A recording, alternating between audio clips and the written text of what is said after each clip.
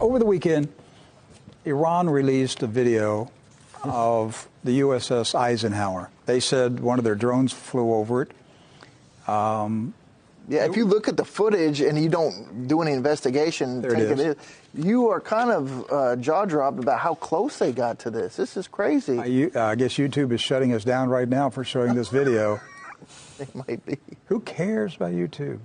So, yeah, this looks like... You can see the sailors on the deck. You can actually make out the actual inscriptions on the planes. Look at that. That's how close that drone was. That's an Iranian drone flying over the USS Eisenhower. Now, of course, the implication was that they did this just within recent days, that they flew this drone over. Is that true?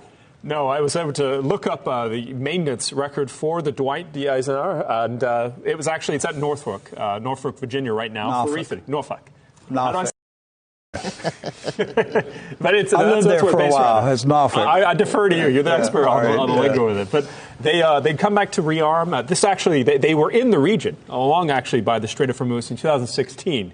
And, of course, they could be redeployed to that region, but the footage itself made it appear that they're there right now. Okay, so if Iran did that in 2016, that means that they had the capability over 2.5 years ago. Right.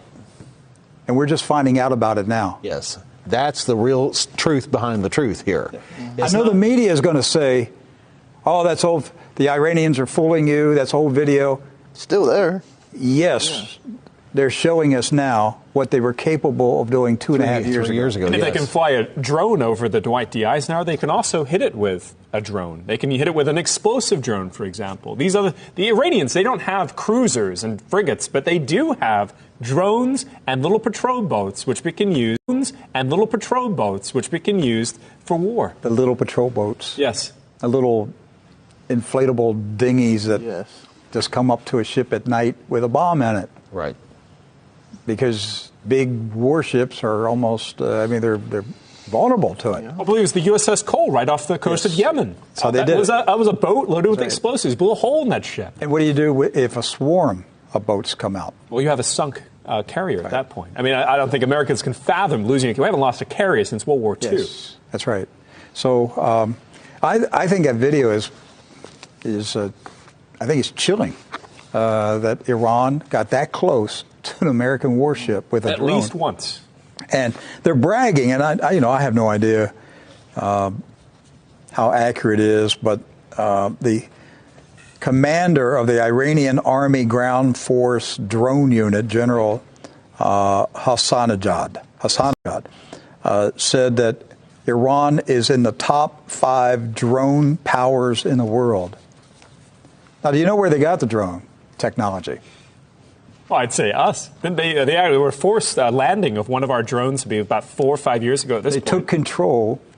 They electronically took control of one of our drones and brought it down and then reversed engineered it.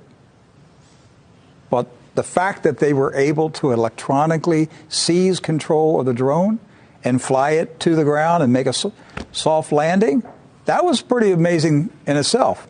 Yeah, one thing that our viewers and listeners need to understand about this situation with Iran is we're not dealing with some sort of backwoods, power that you'll barely out of the Stone Age. Iran is capable of long-range missile strikes. They have a formidable Navy presence there in the Strait. Iranian Guard is no joke. They are technologically advanced. They are not going to be a pushover. No. And any conflict that we go into with them, Rick, is not going to be we're chasing them through the caves. It's not going to be Iraq. Desert. It's not going to be Iraq. It's not going to be Iraq or Afghanistan. This is going to be a technology war that's coming up. They're not the Iranians. They're the Persians. Mm-hmm. Yes. As in the Persian Empire? Yes. That ruled for thousands of years? Yes. They've been around. They're in the Old Testament Bible. Right. They've been around for a long, long time. They're called the Persians. And the United States is itching for a war with the Persians because America's puppet master, Israel, wants to use American soldiers, American blood, to fight Israel's enemies. American sanctions. Yes. Hey, I said it. Israel uses American soldiers' blood to fight Israel's wars. Someday, Americans, you're going to stop giving your sons up to Israel.